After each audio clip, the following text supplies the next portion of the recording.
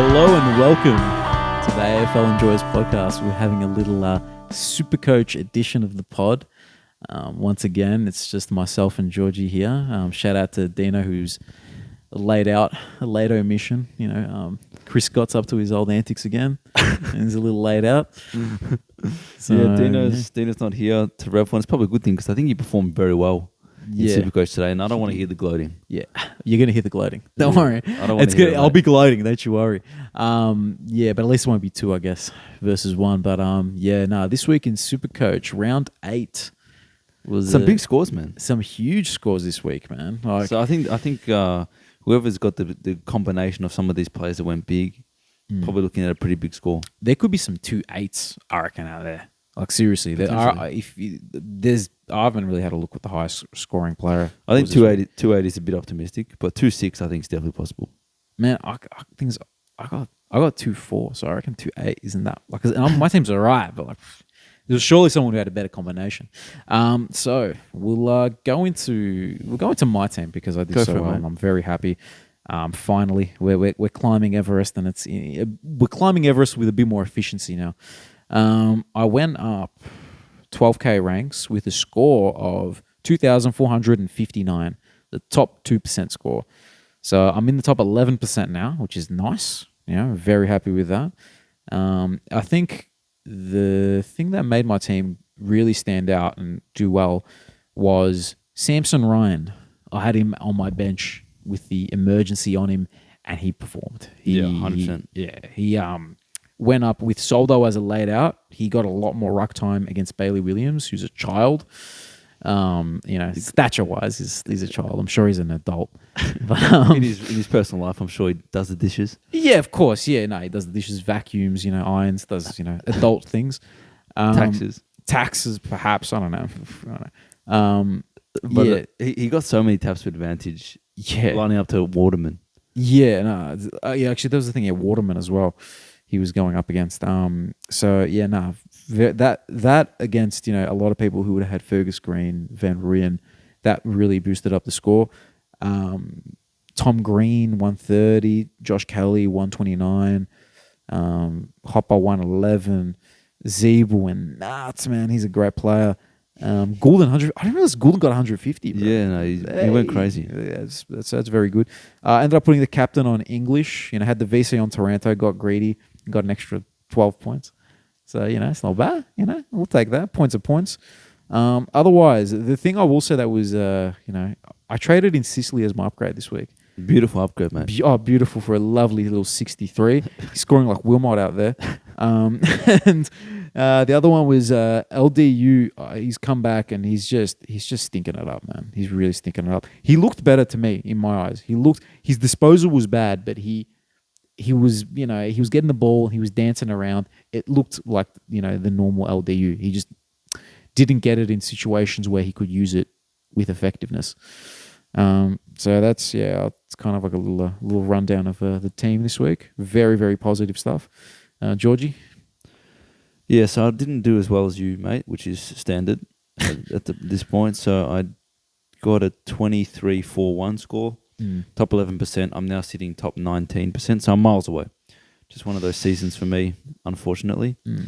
Going through my team, managed to get the big 179 Zeeble score, which is great. It was an amazing pickup. He's now sitting at 540k, and we picked it up for what? 240, 250. Zeeble? Oh, no, sorry. No, you're right. It was like 350. 3 something. Now that I think it sounds, that's a bargain now that I think about it. He's been amazing. He's got 111 average. So that was good. I got the Bont captain, 164. Yeah, so that really salvaged the score. Yeah, so I had the vice captain on Taranto like yourself, and last week I didn't take the 120 from Bont. So I was thinking, do I learn my lesson and just do the 118? Absolutely not. No chance I'm learning from my lessons. Bontempelli 160. The guy is he is 725,000. That is almost as high as I've ever seen. There was a point in 3 or 4 weeks ago where I said on the pod he was 620. If you don't have him, get him. I said it. I hope you listened, guys. Mate, he's got 132 average. That's across the season. I'm sure his 5-round average or his 3-round average is even higher, 150, something like that. He's in Brownlow form. I think he's the best player in the comp at the moment. I think the rolling, if there was like a rolling Brownlow favourite, Has to be him. It's gone back to him after Dacos has had a couple of down weeks. Yeah. I think like Dacos is being tagged at the moment. I think he's going to be tagged for the rest of the season. I don't think Dacos, come the end of the season, will be anywhere near Brownlow. And fair enough, he's a second-year player. Yeah. I have a little thing about Dacos that I just want to say. Tell me. There's a lyric in one of my favourite Soundgarden songs. It's the first lyric of the song, a song called Fell on Black Days, right? And it goes, whatsoever I feared has come to life. And that's what's happened. What we feared has come to life. Yeah. And it's Dacos getting tagged and it actually affecting his scoring. Because let's be fair, if he was getting these 80s, was it 80 and a 60 or 80 and a 70, it's not calamity. But that's what we were expecting at the start of the year, or for those who didn't start him. And yeah, you wouldn't be happy with that if that's how he started the season. No. Honestly, you would have considered trading him out if those were the first two scores of the season. 100%. But obviously, it went differently. Well, And, the thing is now is it doesn't really matter what Dacos scores because every relevant team has him. I think his ownership is something like 70% anyway. And so I don't think, like assuming that he still stays around the 100 average, no one's going to trade him. So if he goes up or down... Pod move, trade out Dacos? No way. Nah, I don't think you could do it. I don't have the balls for that, honestly. He'll come good. And the thing is, he's still going to score some massive scores against teams that can't tag him. Like, remember, he's been tagged by teams like Crows and Sydney who have strong systems. What's he going to do against like a North Melbourne or something like that? He's going to destroy them. That's true. And they have known like forward line taggers. You know what I mean? Like players who play in the forward line. Keys negate. and Clark. And Clark, exactly. See, this week he's coming up against GWS. Oh, they've got taggers. Yeah, they do. But actually, I don't know who they roll there. Is it Perriman? Perriman's more of like a midfield type Lloyd? tagger. They'll have someone running with him for sure, but it probably won't be to the same effectiveness, I would think. Yeah. But yeah, so it just happens to be this last 2 weeks. He had a shocking run against those two guys. Yeah. Either way, I think my point of him just being a staple in everyone's team, no one's really in a position to get rid of him. Yeah. His score matters if you captain him, but if you don't captain him, you actually could almost be benefited by him having a lower score to separate yourself from the rest of the competition who captain him. Yeah. True. So that's one thing. Dunkley at 149. I've got Goulden 156. Goulden we brought in at the start of the season because of his massive score in the preseason against Carlton. He highlighted that high ceiling. That's right. And today is probably the first time he's really displayed that dominance. So he's gone back over to 102 average. He's gone up in money. So anyone that's under 500k that can score 156 is valuable. Where my team kind of failed in comparison to yours, I think, is we've both got like Luke Davies-Uniacke with the 59 as a primo, which is we're losing points against the comp for that. Laird, who's been good, only got 102. Sard, who were brought in as a primo, has been a failed pick. Yeah, that's due to injury, and now last week he got tagged, and it's clear that to other teams, I think that Sard is the main distributor out of the back line. You stop him. You affect him, Carlton. He's such a force when he gets the ball because he's quick and he boots it as well, man. He smacks it on. So there's not much I can do he's about it. He's a lefty, yeah? He's a lefty, yeah. man. I was losing my mind for Only a second. lefties can hit it like that. Yeah, true. Even Cog, 79. But really, the probably the biggest thing that impacted me was Sean Darcy, 77. He's been in good form, but he had a down one. Happens. Wilmot, Fielding, and the biggest one is Fergus Green, 17. You can't be scoring big if I've got a 17 from Fergus Green, if you've got 100 from Sanson Ryan, it's a big difference. There's a difference in our scores just there. So it's that, and also I had English right, and you had English versus Darcy, and most people would have English or Gawn. Yeah, those are the other two options, or Wits, we'll say. Darcy's actually a bit of a pod because a lot of people jumped off him. So I did. If he's scoring well, then he's keeping up with the pack. Anytime he scores lower, it affects your score. That's just the way it is at the moment. Now I think he's a little bit sore at the moment, Darcy. So well, he had an injury cloud at the start of the week, so I was kind of like, ooh, possible out, but which I wouldn't be able to cover, unfortunately. I took so Jacob Van Rulen was on my bench, and I loopholed him with Sam Sturt. He got a 48, and I said, you know what, I'll back in Fergus Green. Didn't work out. It is what it is. Yeah. So talking about trades last week, actually had a good trade because I had Ridley, and I traded Ridley for Steele. Oh, that's a huge save, man. Because Ridley got Huge injured save. for Yeah. 17. And then there you go. That's a big win. And for the owners of Ridley, it's just bad luck, man. Like it was a moment in the game. I don't know. Rioli must have had a brain fade. Went at him. Yeah, I don't know. That's just unlucky. What's his price now? Not sure what his price is. I have to check. It must be low 400s. Yeah. Because it's 426. That's rough. Started at 502. Yeah, I think I got rid of him maybe 480, 460. Yeah, he's just not a pick. So Yeah, it's funny to think that he started the same price as Dacos. Yeah, look how that's gone. But yeah, I think we can go on to upgrade targets this week. I think there's one that's clear as day. He played a bit of forward time against North, but I don't think it's going to happen again. I think they were just mucking around a little bit with, St Kilda with, trying a few different things, trying to rest up Steele. It's not going to happen against good teams. Get Steele in your team, Add a bit of Steele to your midfield, He still hasn't really hit his straps, but he didn't have a big game. He still got 95. So there you go. And his break even's like 70. I have no hesitation for me to bring him in. He was a 700k mid at the start of 2022, I believe. So he's a gun. He's versing Adelaide this week against a good team. They're gonna try to get him in the guts and try to get him, get him going. So yeah, no hesitation to bring him in. The other one that's interesting is from Freo, your boy Brayshaw. I like Brayshaw, man. He's 530k. He finally had a big showing. What's interesting is it wasn't a very contested game, so he kind of played a kick mark, kind of running against the Hawks though. So do you reckon maybe it's just a situational thing that he versed a bad team and he's not going to back surely it up? he has to, he's a good player. Surely he has to come back at some point, but he's so cheap.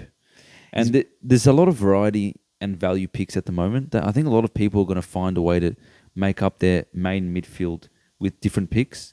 Yeah. So, people going through... I mean, Sarong's been good this year, been a point of difference, but, even Libba is like a top 4 mid or something like that. It's weird, man. It's a weird year. Adam Chera is dominating at the moment. He's got a 3-round average of over 130. Do you reckon he holds it up? He's improved. I don't see why not. No, what I mean? There's a lot of different picks. I mean, you can even pick up Callum Mills, low 500s, whose value, if he's good if he plays mid, but unfortunately Horse sometimes puts him in the back line or gives him tagging roles. Yeah, I have no trust in Mills, man. I have no trust. I think he's gone from Supercoach contention unless their defenders come back and we can pretty much guarantee midfield role. Yeah, I don't think it's the way to go. The other thing we've got to discuss some downgrades. So, and I think Weddle, if he plays, is the obvious one. In the defense, high draft pick. They're going to want to bleed some games into him. So, wouldn't have a lot of options at the moment. No. And here's where I'm willing to go out on a limb. And if you guys pick him up because I said pick him up, blame me if it fails because I'm going to bring him in. Blake Drury, little ball boy, Australian Open ball boy. I'm bringing him in this week because I need to do a double downgrade to bring in Steele. So I'm just gonna go do it. I think he holds his spot. Yes, I think he holds his spot. There you go. Yeah. So and this is from a North fan as well. We need to put time into the kids.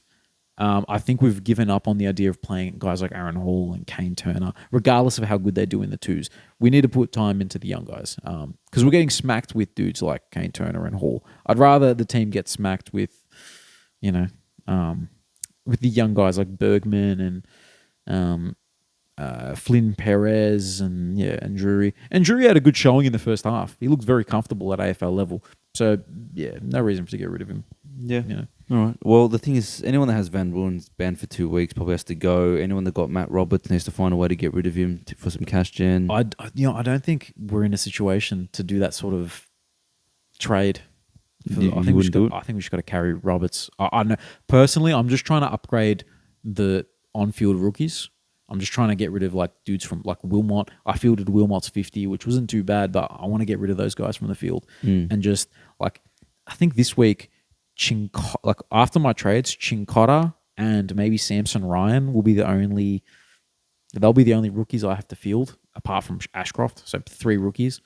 I think that's just the way to go. Try to just get rid of those bad scores because they're so volatile, man. Like, you know, I got 100 from Samson, but then everyone else got 17 from Fergus Green or 40 from Van Rooyen. We can't have that. It's just it's the easiest place to lose points is on those rookies. So yeah, that's probably the way to go. It's a big shame we missed out on Dylan Williams. Oh, he got an 88. Really, that one kills me. And you know what? You guys may remember from a previous pod, I wanted Caleb Sarong, right? I talked him up big time. He's been doing really well. And the only reason I couldn't do it is because I needed to go with Matt Johnson as a downgrade instead of Dylan Williams because Dylan Williams was out and played as a sub. And he played as a sub and got a higher score than Johnson. That game. Stop, Georgie. It hurts, man. The pain is real. So you know, another reason to hate Ken Hinkley. Shout out to Dylan Williams, man. He's found his role. He's doing his thing. What's his price? Must be like 230. He'd be going up. Yeah, because he was like one. I was considering it last week. I was looking at him at like 185, and I'm like, can I really do it? Can I really overpay? You know, to get this guy in, you know, is he going to back it up? He backed it up. And, look, probably better that I didn't get him because I need the cash. Like that extra 60K is big. You know? That's true. So, I mean, anyone that bought in Sam Simpson is probably relatively happy as well. Yeah, he had 60 points at halftime. He just didn't touch it for the rest of the game. And what did he get? 59 in the end. I think he went down. Something along those lines. Yeah, I think as long as he keeps his spot, you're happy. And when you kick 2 goals, it's hard to get dropped. Yeah, I think. So he should hold his role. We did have a question from a follower of the pod. So we'll get to that. But other than that, I think Drury and Weddle as downgrade options, and then Steele. I think it's going to be a lot of people's trades. To be honest with you, you already have Steele, so you don't have to. Yeah, I was tossing up between Steele and Sicily. Yep. I backed in Steele because of the North factor. I thought maybe he can go big against North. Didn't really happen. But look, I'm happy with Steele. Yeah, at the price that you got him at 530K, whatever it was, 540, you'd be very happy to have him in your team for the rest of the year. So I think that's why I'm bringing him in this week. Still find a way to get some value. So there are, like, Brayshaw's probably the one that comes to mind. I'm weighing up whether to get rid of Lucas Davis-Uniacke. But look, Matt's point is to try and find a way to get rid of rookies. Yeah, I was saying that pre the pod. He honestly, it's bad. Like his scores are horrible. But having watched the game, he looked zippier than he has the previous weeks. You know, he's dancing around. His disposal hasn't been there. So I think he'll pick it up and go back to that. Hopefully a 95 to 105 average. We saw it at the tail end of last year and at the start of this year that he can score big. So I'm just going to back in that he's going to re-find his form. And I don't know. It's just, I'm just not in a position to trade him. I don't want to do it. I mean, if he finds a way to correct his form, then it's great because you don't have to waste a trade on someone else. But but the thing is, he's going to lose money too. Yeah, people who don't have him, he's going to be a bargain. He's true. going to be a bargain. That's the only thing that one more bad score and he's like 470, 460. But he's already going to be. He's going to be 440, 460. Like his break even's 160 right now. Yeah. Even if he gets 100 points, he's going to go to like a 480. It's so whoever. Yeah, if you haven't got him, you're laughing. You're licking your lips at the prospect of getting LDU at like 460K. But I personally can't get rid of him. I just can't. It sucks, but. Fair enough. What was the question that was posed? So we've got a question, and it basically says hold or sell Wilmot, Baker, McKenna, Radaglia, and Phillips. So we can go through each one. So look, there's no rush to get rid of any of the ones I think that you've listed. They all have relatively low break. Phillips isn't playing though, right? Yeah, Phillips isn't playing. So I haven't looked at his VFL performance, but all of them have like very manageable break evens. Radaglia probably has the highest scoring potential, I would say, of all those guys. I think he had a big score too, didn't he? He did. He got an 88. The thing is with rookies, like we're not going to keep these guys the whole season. None of them. The only one who has a chance is Ashcroft, and She's always a keeper. Like we're not going to discuss that one. If worst case scenario, any of them get an extra 50K under their belt, like, and you've traded them out, it's not the biggest deal. Yeah. You know, I don't think there's too much of an issue. I think really you can get rid of it. I would be keeping Radigalia for a while. Yeah. Especially because he's rock cover as well. Yeah, no, I agree. But the rest move on as needed for your team, I think. Yeah, whatever. I think if we're going to order how you're going to get rid of them, I think I'd probably go Wilmot first. Wilmot or Baker pretty even. Yeah, because even though they've got very manageable break evens. I think McKenna has the highest scoring. Ceiling, yeah. Yeah. But he's probably worth the most amount of money as well. Yeah, so I guess if you can manage, I don't know, maybe if you have to go McKenna out and Wilmot out, and then, you know, you still have Baker who might get you a 50, 60. It's not the worst. The good thing about these three players is at least their job security is high. Absolutely. They're not getting dropped anytime soon. So you see there was a moment where Wilmot, he picked up the ball, you know, in the corridor, and then he kicked it. Burst. He burst it and then kicked it into a, you know, I think it was Danaher, just, you know, with all the time and space in the world. So the guys, they love him. He's not going to lose his spot. Yeah, and Oscar Baker, every week they go, "Oh, Oscar Baker's a great pickup for." Yeah, every week. No, they go. Oh, is that Gary Rowan? Oh, it's not Gary Rowan.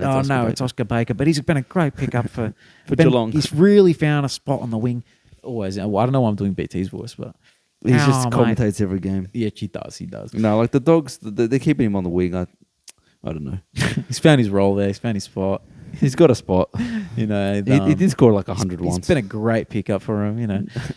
So he's really selling it, buddy. Yeah, I'm trying.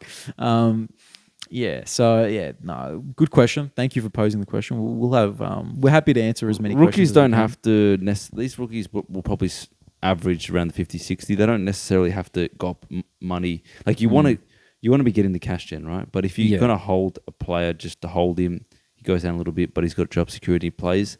Sometimes that's something you have to cop as well. So it does depend. With upgrades, it does depend on what your team looks like and what your priorities are in terms of upgrade targets and how much money you need as well. As we said, McKenna's probably got a bigger ceiling than Wilmot, but for sure. He's got more money in him.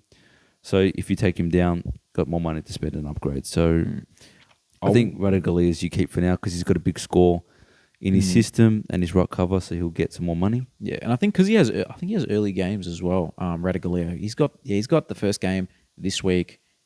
He's got another Saturday game the next week, so you can even loophole him, possibly. So Radaglia is a keep, and then the rest do as you please, I guess. I think the priority this year for me personally is just trying to get the rookies off the field. You know, apart from Chincotta and Ashcroft. Yeah, I want him off my field. I don't want them. For some reason, you missed Chincotta. He's gone up. How much is he now, actually? He's 187. So he went up 85K. Oh, sorry, 178. Sorry, my numbers got jumbled. Fair enough. Oh. So whatever the case is, 70K goes up.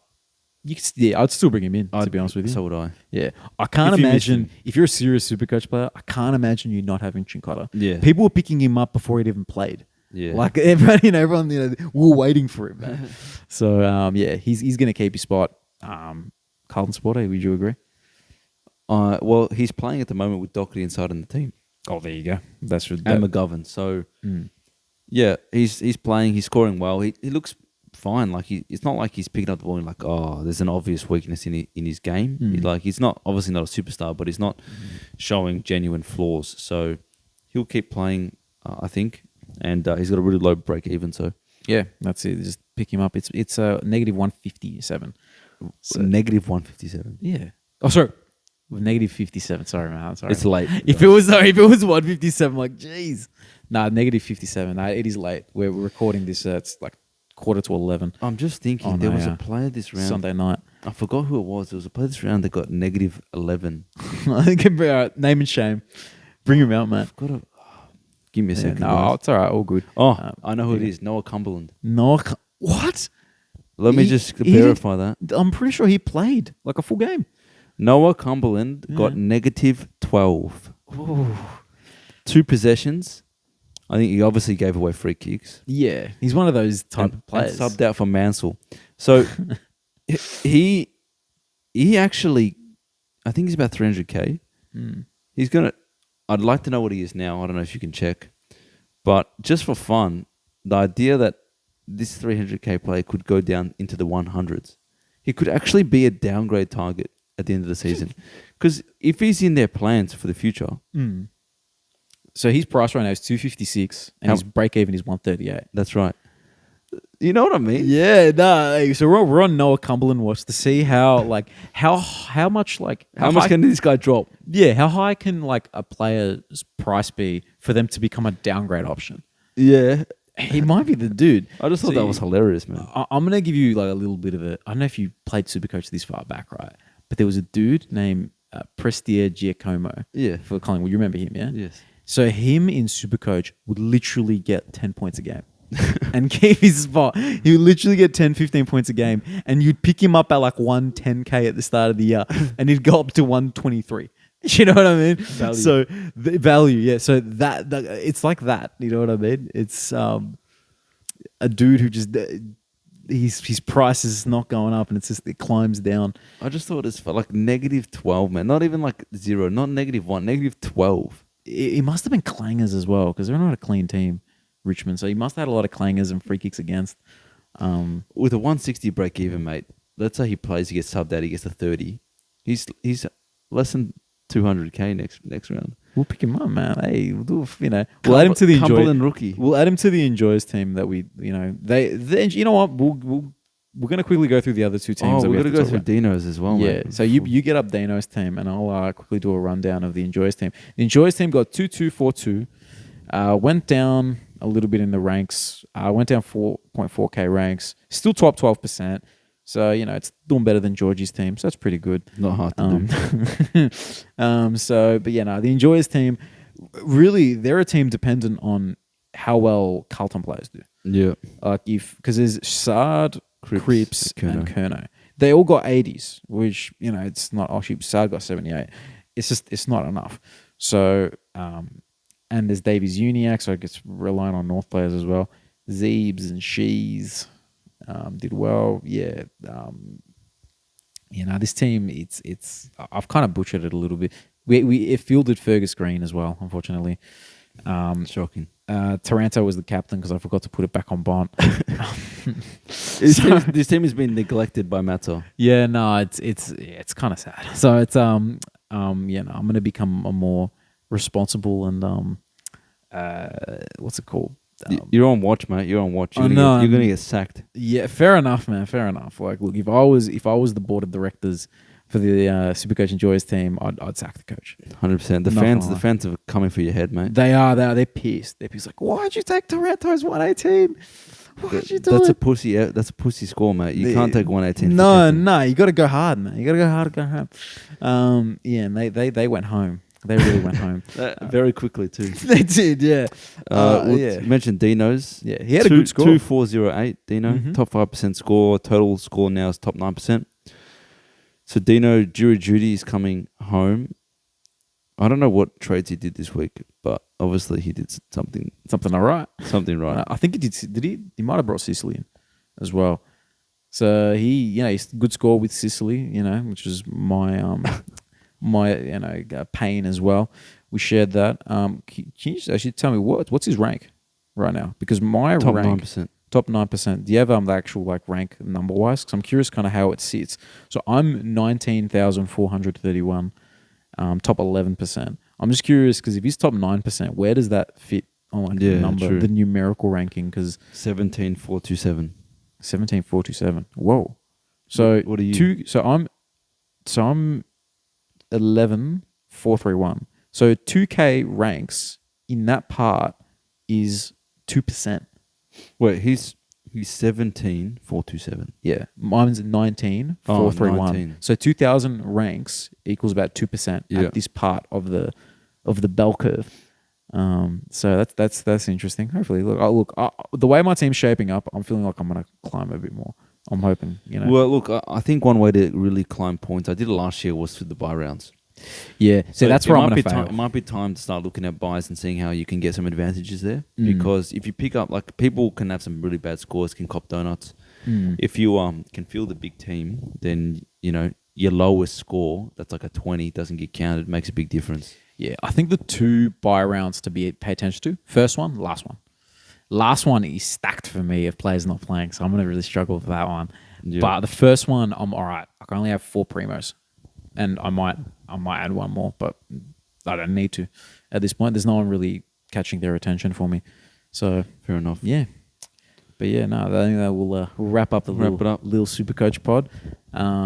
Thank you for listening. Ask us questions. Suss out TikTok, Twitter, YouTube. Just search us on Spotify. every social media. Every social media. Spend your whole day just liking our stuff. That's it, man. We really appreciate it. You know, we're fighting hard on this pod. You know, we're a man down, but we're still going. We're still rolling with the punches. He'll be back next week, Deano. So and George will probably be out because he's always sick. Yeah, I might be out. Who knows?